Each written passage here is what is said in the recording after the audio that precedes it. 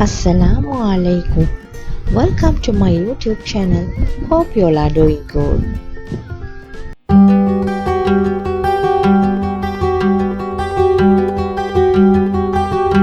මම මේ වීඩියෝ එක ගත්තේ හරියට නෝම්බියට සතියට කලින්.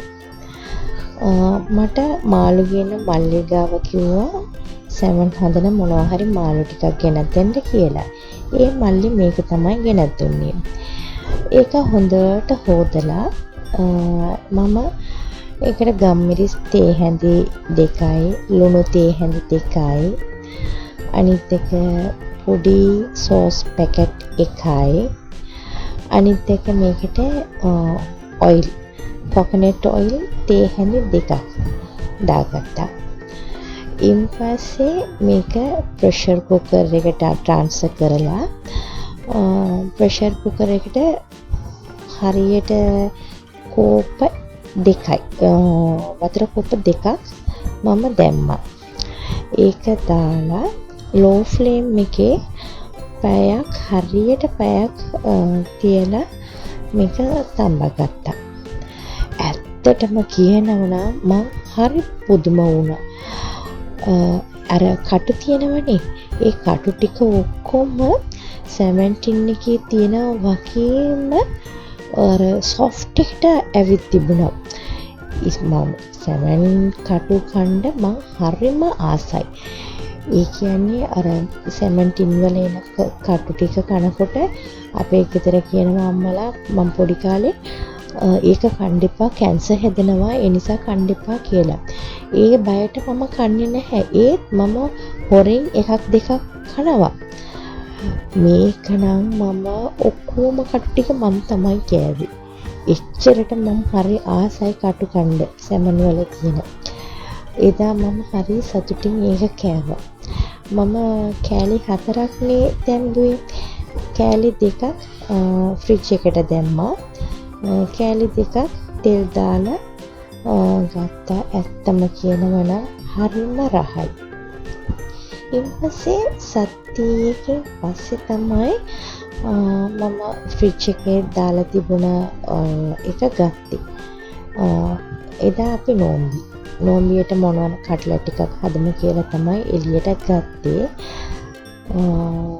එළියට අරන් පැය 2ක් 3ක් විතර මම තිබ්බා.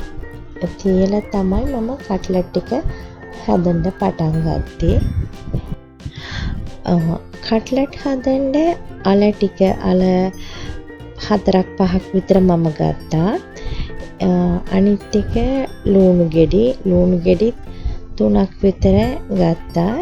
ඊන් පස්සේ මිරිස් කෑලි 4ක් විතර ගත්තා. කරපිංච කොළ ටිකක් හොදලා ගත්තා. ලුණු මිරිස් කරපිංච ඔක්කොම හීනියට කපලා පැත්තකින් තිබ්බා. අල ටික හොඳට තම්බලා ගත්තා. ඒකත් පැත්තකට තියලා මම දැන් කැඳ හදන්න බාස්මති රයිස් වලින් තමයි මම කැඳ හදන්නේ. ඒක පෙඟෙන්න දාලා තිබ්බා. ඒකට කහ කුඩු චුට්ටක් අනිත් එක මම කපලා තිබ්බ ලීක්ස් බෝංචි කැරට් සුදු ලුණු තක්කාලි මිරිස් ඔක්කොම දාලා ඊට පස්සේ ඒකට ගම්මිරිස් කුඩු ලුණු ඔක්කොම දාලා අන්තිමට මම උළුහල් පොඩ්ඩකුත් දාලා ඒකත් ප්‍රෙෂර් කුකර් රයිස් කුකර් එකට දාලා ඒකත් පැත්තකින් තිබ්බා. ඒක තැම්බෙනකන් තිබ්බා. අනිත් පැත්තේ මම ඒක පෙන්වන්න බැරි වුණා. මස් කැඳට දාන්න මස් ටික හොඳට මස් ටික ඔක්කොම හොදලා පොඩි ටෙම්පරාදුවක් දාලා ඒක තම්බන්න දැම්මා. ඒකත් පැත්තකින් ඒ වැඩේත් කරනවා. ඊට පස්සේ මම ටකාලා අල ටික තඹපු අල ටික පොඩි කරලා ඒකට මම ආඩම්බරෙන් කියන්නේ මම හදාගත්ත සැමන් එකක් දාලා ඒකත් හොඳට පොඩි කරලා ඊට පස්සේ මම ඔනියන් කරපිංචා ඔක්කොම මම දාන්නේ අමුවේ. ඒක ඔක්කොම දාලා ඒකට ගම්මිරිස් ලුණු ඔක්කොම හරිද කියලා බලලා ඒක ෂේප් එකක් අපිට කට්ලට් වගේ අවශ්‍ය නම් රවුන්ඩ් ෂේප් එකකට නැත්නම් චුට්ටක් දිග ෂේප් එකට ෂේප් එක අපේ චොයිස් එක. මම රවුන්ඩ් ෂේප් එකට තමයි හැදුවේ. එහෙම හදලා ඒක පැත්තකින් තිබ්බා. අපේ දුව එයා බැටර් එකක් හැදලා තිබුණා. ඒක කඩල පිටි, රයිස් පිටි, අනිත් එක ඒකට ලුණු චුට්ටක් ඔක්කොම දාලා ටේස්ට් කරලා තිබුණා. ඒක හදලා තිබ්බේ ඒක එයාට ඔනියන් අර කැප්සිකම් ඔක්කොම ඒක ඩිප් කරලා ඒක ෆ්‍රයි කරන්න ඕනේ කියලා.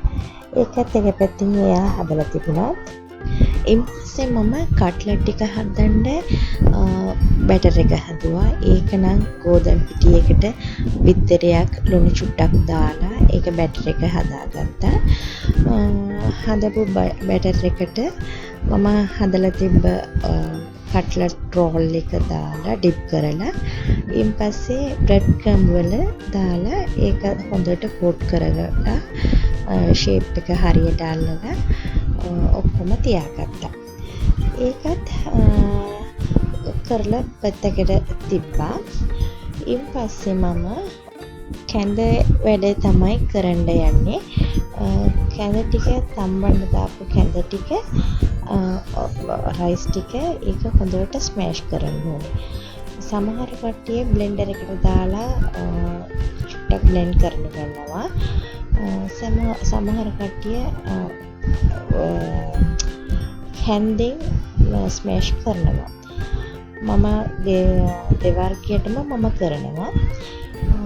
ඒකට තම්බපු මස් වතුරත් එක්ක මස් කෑලිත් දාලා ඊපස්සේ ඒකට කොකොනට් මිල්ක් එකේ උකුවට තියෙන මිල්ක් එක දාන්න ඕනේ. හොඳට උකු මිල්ක් එක දාලා ඒක චුට්ටක් තික් වැඩි නම් වතුරක් දාලා රහට ලුණු ආයෙත් ගම්මිරිස් අවශ්‍ය නම් ගම්මිරිස් ඔක්කොම දාලා රහ බලන්න ඕනේ. අපිට නෝම්බි නිසා රහ බලන්න බෑ. ඒ නිසා අපි නෝම්බි ඇරිලා තමයි ඒ හරියට රහ බලන්නේ. නිච්චයට චුට්ටක් දාලා ගන්නවා අපි.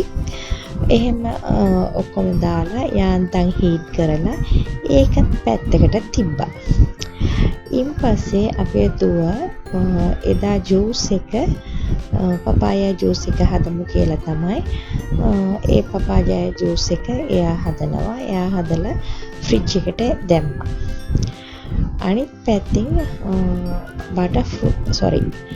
ෆුඩ් සලාඩ් එකක් හදමු කියලා හිතාගෙන ඒකට ෆුඩ්ස් ඔක්කොම තිබ්බ ෆුඩ්ස් ඔක්කොම කපන්න ගත්ත දුව. ඒක කපලා ඒකත් පොඩි කෑලියකට කපලා ඒකත් බෝල් එකට දාලා තිබ්බා. දැන් ඊපස්සේ මම ටක්කාලා කට්ලට් ටික බඳින්න ගත්තා.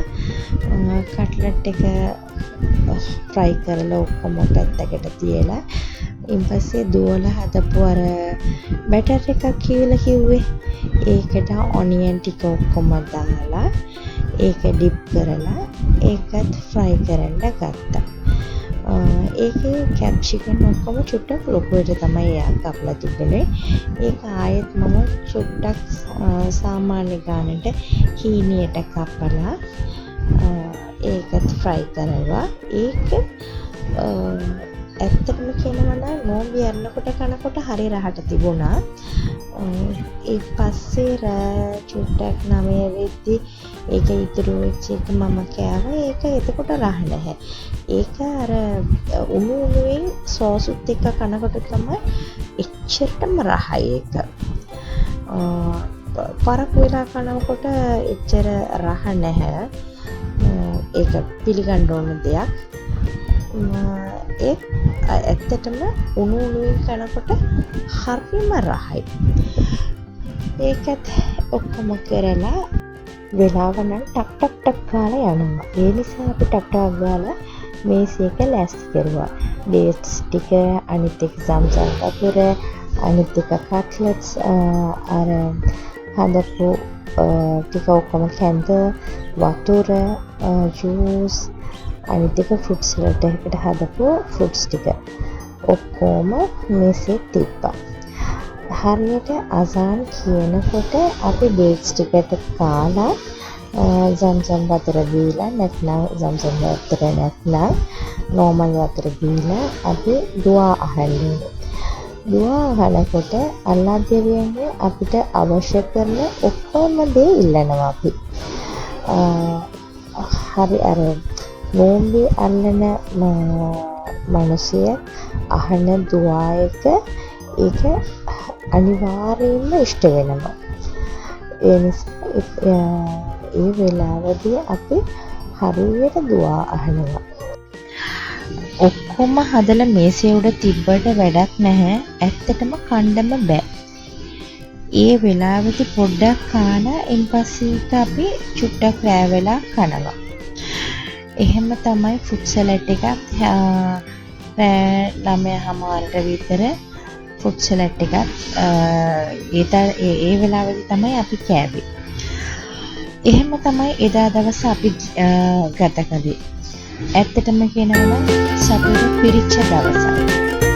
අදට මම කියන්නම් ආයෙත් අනෙත් වීඩියෝ එකේ එනතුරු ඕගොල්ලන් සතුටින් ඉන්න.